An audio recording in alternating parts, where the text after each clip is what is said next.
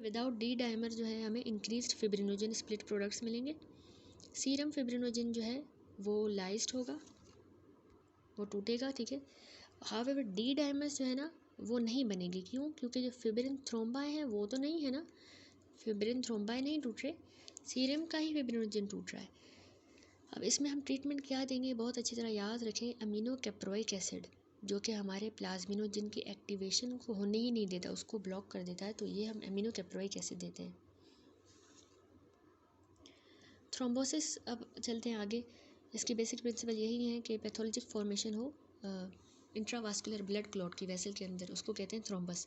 ये आर्टरी या वेन में हो सकता है, मोस्ट कॉमनली जो है ये डीप वेन्स में होता है, उसको कहते हैं डीप वेन थ्रोम्बोसिस। ये लोअर लेग्स में होता है या बिलो द नी। कैरेक्टराइज कैसे होता है, इसमें लाइंस ऑफ ज़ाहन होती है नंबर 1। ये अल्टरनेटिंग लेयर्स होती हैं प्लेटलेट्स की, प्लेटलेट्स फिब्रिन्स की और आरबीसीज की अल्टरनेटिंग लेयर। इसको देखें फिगर में, ये लाइंस ऑफ जहन जो कि कैरेक्टराइज हुई है, इसमें हमें अल्टरनेटिंग लेयर्स मिल रही है प्लेटलेट्स की, फिर आरबीसी, प्लेटलेट्स फिब्रिन और आरबीसी की। तो उसके बाद कह रहा है कि एक तो ये मिलेंगे, दूसरा जो है थ्रोम्बोसिस जो है वो अटैच होता है वेसल की वॉल के साथ। 3 मेजर अब रिस्क फैक्टर होते हैं थ्रोम्बोसिस के। डिसरप्शन हो जाए ब्लड फ्लो की, ठीक है, ब्लड फ्लो रुका है कहीं पे, एंडोथेलियल सेल डैमेज हुई है, या हाइपर कोएगुबल स्टेट है, इसको कहते हैं विर्चोव ट्राइड। ये बहुत इंपॉर्टेंट है, ये हमने 3rd ईयर में भी पढ़ा है।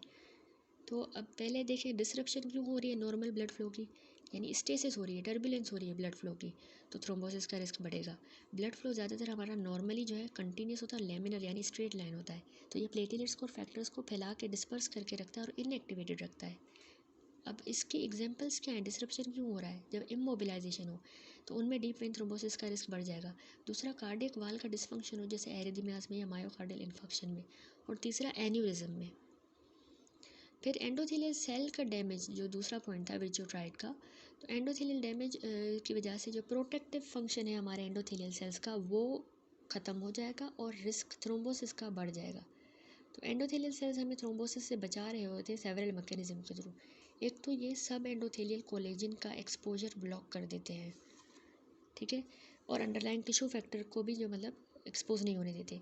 दूसरा हमारे एंडोथेलियल सेल्स जो है, एक तो प्रोस्टासाइक्लिन यानी प्रोस्टाग्लैंडिन I2 बनाते हैं, दूसरा नाइट्रस ऑक्साइड, ये दोनों वाज़ोडाइलेशन करवाते हैं और प्लेटलेट को इनहिबिट करते हैं, प्लेटलेट एग्रीगेट ना करें, एग्रीगेशन को इनहिबिट करेंगे, दूसरा वाज़ोडाइलेशन।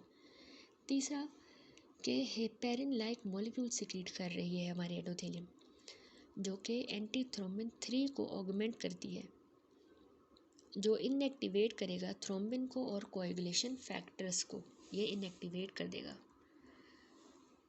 चौथा ये है कि ये सिक्रीट करेगा टिश्यू प्लाज्मिनोजन एक्टिवेटर, TPA हमारी एंडोथेलियम सिक्रीट कर रही है, जो प्लाज्मिनोजन को प्लाज्मिन में कन्वर्ट कर रही है। प्लाज्मिन हमें पता है कि फिब्रिन को तोड़ेगी, फिब्रिनोजन को, सीरम वाले फिब्रिनोजन को भी, कोएगुलेशन फैक्टर्स को भी तोड़ेगी, प्लेटलेट को एग्रीगेशन होने से भी ब्लॉक करेगी, तो ये TPA से फ़ायदा हुआ। तीसरा हमारे पांचवा जो है, हमारी एंडोथेलियम जो है वो थ्रोम्बोमोड्यूलिन सिक्रीट कर रही है, ये असल में रीडायरेक्ट करता है थ्रोम्बिन को to activate the protein C, जो कि इनएक्टिवेट करता है फैक्टर नंबर 5 और 8 को, ठीक है। थ्रोम्बोमोड्यूलिन जो है वो थ्रोम्बिन को ही जो है, जो हमारा फैक्टर है उसको रीडायरेक्ट करेगा कि वो प्रोटीन C को एक्टिवेट करे। प्रोटीन C क्या करेगा, हमारे इन फैक्टर्स को इनएक्टिवेट करेगा, तो फिर कोएगुलेशन नहीं होगी।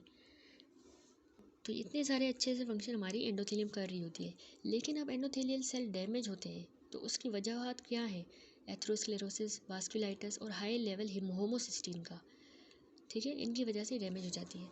अब विटामिन B12 और फोलेट की डेफिशिएंसी में भी माइल्डली एलिवेटेड हमें होमोसिस्टीन के लेवल मिलते हैं, तो ये भी जो है वो थ्रोम्बोसिस का रिस्क बढ़ा देती है। बहुत ही नई बात है ये। एक तो फोलिक एसिड जो है, टेट्राहाइड्रोफोलेट जो है, ये मिथाइल टेट्राहाइड्रोफोलेट की फॉर्म में हमारे सीरम में सर्कुलेट करता है। मिथाइल जो है इसका वो ट्रांसफ़र हो जाता है कोबालामिन के पास, यानी विटामिन B12 के पास, तो उसके नतीजे में टेट्राहाइड्रोफोलेट जो बचा, ये DNA के प्रिकर्सर्स बनाने में मदद करता है। अब ये जो कोबालामिन था, ये ट्रांसफ़र करता है मिथाइल को, इस वाले मिथाइल को होमोसिस्टीन के पास ले जाएगा, उसको ट्रांसफ़र कर देगा, तो इसके नतीजे में मेथियोनिन बनता है। अब अगर विटामिन B12 नहीं होगा या फोलेट नहीं होगा, ठीक है। विटामिन B12 यानी ये कोबालामिन अगर नहीं होगा जो ट्रांसफ़र कर रहा है मिथाइल को होमोसिस्टीन के पास और मेथियोनिन बना रहा है, तो विटामिन B12 अगर ये कोबालामिन नहीं होगा या फोलेट नहीं होगा तो ये कन्वर्जन जो है ना होमोसिस्टीन की मेथियोनिन के अंदर, ये कन्वर्जन जो है वो नहीं होगी और इसके नतीजे में होमोसिस्टीन जो है वो बहुत ज़्यादा बढ़ जाएगा, बिल्डअप हो जाएगा। तो इसकी वजह से जो है थ्रोम्बोसिस, एंडोथेलियल डैमेज होगी और थ्रोम्बोसिस होगी। दूसरा है सिस्टाथायोनिन बीटा सिंथेज CBS। इसकी डेफिशिएंसी जो है वो रिज़ल्ट करती है हाई होमोसिस्टीन लेवल में, जो कि हमें होमोसिस्टीन यूरिया में मिलते हैं। सिस्टाथायोनिन बीटा सिंथेज जो है ये कन्वर्ट करता है हमारे होमोसिस्टीन को सिस्टाथायोनिन के अंदर। ये एक एंजाइम डेफिशिएंसी है जिसके नतीजे में होमोसिस्टीन जो है वो बिल्डअप हो जाएगा। ठीक है, अगर ये एंजाइम ही नहीं होगा तो इसको इसमें कैसे कन्वर्ट करेगा, होमोसिस्टीन बढ़ जाएगा। तो इसमें जो है ना वेसल में थ्रोम्बोसिस होगी, मेंटल रिटार्डेशन होती है, लेंस डिसलोकेट हो जाता है इन पेशेंट्स का, और ये इनकी लॉन्ग स्लेंडर पतली सी उंगलियां होती हैं ऐसे लोगों की। अगला है हाइपर कोएगुलेबल स्टेट। देखिए, अगर बहुत ज़्यादा प्रो कोएगुलेंट प्रोटीन्स होंगी एक्सेसिव, या फिर एंटी कोएगुलेंट प्रोटीन्स डिफेक्टिव होंगी, तो उनकी वजह से हाइपर कोएगुलेबल स्टेट होती है और ये इनहेरिटेड भी हो सकती है, एक्वायर्ड भी। क्लासिक प्रेजेंटेशन इसकी यही है कि डीप वेन थ्रोम्बोसिस होती है पेशेंट्स को। DVTs या DVTs रिकरेंट होंगे या फिर यंग एज पे होंगे। तो ये यूजुअली जो है जो हमारी डीप वेन्स होती है लेग्स की, उनमें होता है। बाकी जो साइड्स हैं इनमें हेपेटिक और सेरिब्रल वेन्स में भी ये हो सकता है। प्रोटीन C या S की डेफिशिएंसी, ये एक ऑटोसोमल डोमिनेंट है। ये डिक्रीज़ करता है negative feedback on the coagulation cascade. ठीक है, ये अपना नेगेटिव फीडबैक जो दे रहे होते हैं ना कोएगुलेशन कास्केड पे, वो उनका नेगेटिव फीडबैक कम हो जाएगा, क्योंकि इन दोनों की, ये हमारे नॉर्मली एंटी कोएगुलेंट होते हैं, इनकी जो है डेफिशिएंसी हो गई है। तो प्रोटीन C और S हमारे नॉर्मली फैक्टर 5 को और फैक्टर 8 को इनएक्टिवेट करते हैं। ठीक है। Increase risk for warfarin skin necrosis. देखिए, इनिशियल स्टेज जो होगा वारफेरिन थेरेपी का, उसमें क्या होगा, रिजल्ट करेगी टेम्परेरी डेफिशिएंसी होगी प्रोटीन C की और S की। क्यों? क्योंकि शॉर्टर हाफ लाइफ होती है relative two factor number 2, 7, 9 and 10। ठीक है, उनके रिलेटिवली ये जो है प्रोटीन C और S, इनकी डेफिशिएंसी होगी। दूसरा ये कि प्री एग्जिस्टिंग अगर किसी को C और S की डेफिशिएंसी है, यानी सीवियर डेफिशिएंसी, ऐसा देखा गया है in the onset of warfarin therapy. Onset जब होता है वारफेरिन थेरेपी का, तब इस तरह की कोई देखी गई है सीवियर डेफिशिएंसी, तो ये थ्रोम्बोसिस का रिस्क जो है बहुत ज़्यादा बढ़ा देगी, स्पेशली स्किन में। ठीक है, तो ये हमने दो पढ़े, इनिशियल स्टेज वारफेरिन थेरेपी में क्या होगा और ऑनसेट जब हम करेंगे, तो इनमें मतलब वारफेरिन स्किन नेक्रोसिस ज़्यादा हो जाती है हाइपर कोएगुलेबल स्टेट में। इसके अलावा फैक्टर 5 लेडन, ये एक म्यूटेटेड फॉर्म है फैक्टर 5 की, जो लैक करती है cleavage site for the deactivation by the protein C and S। यानी प्रोटीन C और S इसकी जो डीएक्टिवेशन कर देते हैं एक खास क्लीवेज साइट के ऊपर, तो वो क्लीवेज साइट ही इस फैक्टर के ऊपर नहीं होती। तो जो मोस्ट कॉमन इनहेरिटेड कॉज यही है हाइपर कोएगुलेबल स्टेट का, फैक्टर 5 लेडन डिजीज़। अगला है प्रोथ्रोम्बिन 20210A। ये एक इनहेरिटेड पॉइंट म्यूटेशन है जो कि प्रोथ्रोम्बिन में आ जाती है। इसके नतीजे में इंक्रीज जीन एक्सप्रेशन हमें मिलता है, यानी बहुत ज़्यादा प्रोथ्रोम्बिन जो है वो रिजल्ट करेगा इंक्रीज थ्रोम्बिन, थ्रोम्बिन भी ज़्यादा बनेगा प्रोथ्रोम्बिन में से, तो और ज़्यादा थ्रोम्बस फॉर्मेशन जो है प्रोमोट होगी। ये भी एक हाइपर कोएगुलेबल स्टेट होगी।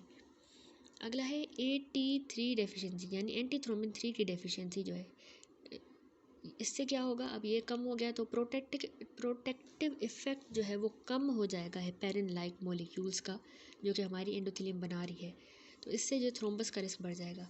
देखिए, हेपेरिन लाइक मॉलिक्यूल्स जो है वो नॉर्मली हमारे एंटी थ्रोम्बिन 3 को क्या करते हैं, एक्टिवेट करते हैं, तो जो कि इनएक्टिवेट करेगा आगे जाके हमारे थ्रोम्बिन को, कि थ्रोम्बिन तुम इनएक्टिवेट हो जाओ, और कोएगुलेशन फैक्टर्स को भी ये न्यूट्रलाइज करता है, यानी एंटी कोएगुलेंट की तरह नेचुरल हमारा एंटी कोएगुलेंट ये है।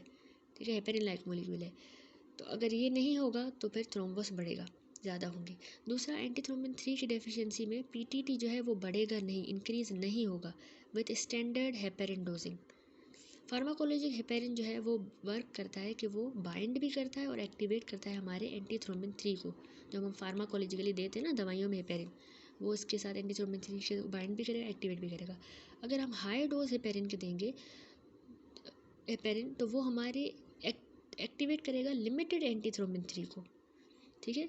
कोमाडिन जो है, ये हम कोमाडिन ये देते हैं ताकि मेंटेन की जाए एंटीकोएगुलेंट स्टेट, क्योंकि अगर हम हेपेरिन बहुत ज़्यादा देंगे तो इतना ज़्यादा एंटीथ्रोम्बिन 3 मेंटेन नहीं होगा, लिमिटेड एक्टिवेशन होगी, उसका इतना एक्टिवेट नहीं होगा, तो इसलिए हम कोमाडिन देते हैं।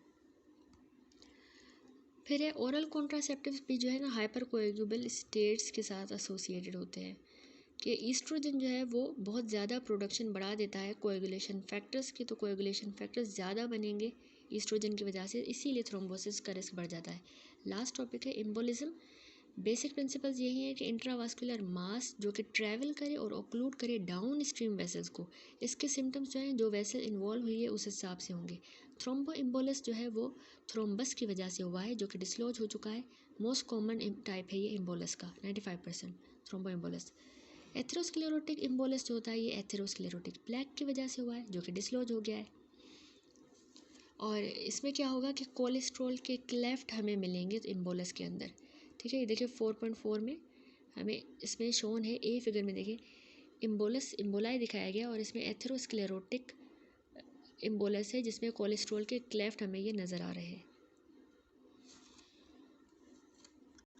ठीक है। इसके अलावा होता है फैट एम्बोलस, ये जो है फ्रैक्चर्स के साथ एसोसिएट होता है। जब फ्रैक्चर होता है किसी को, स्पेशली लॉन्ग बोन्स का फ्रैक्चर या सॉफ्ट टिश्यू ट्रॉमा हो जाए तो उनमें होता है।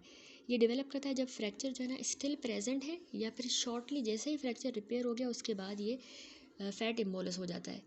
इसमें क्या होगा, पेशेंट को डिस्निया होगा। फैट जो कि ऑफन बोन मेरो एलिमेंट है वो हमें पल्मोनरी वेसल्स में नज़र आएगा। देखिए इस बी फिगर में ये फैट एम्बोलस दिखाया गया है बोन मेरो एलिमेंट्स के साथ।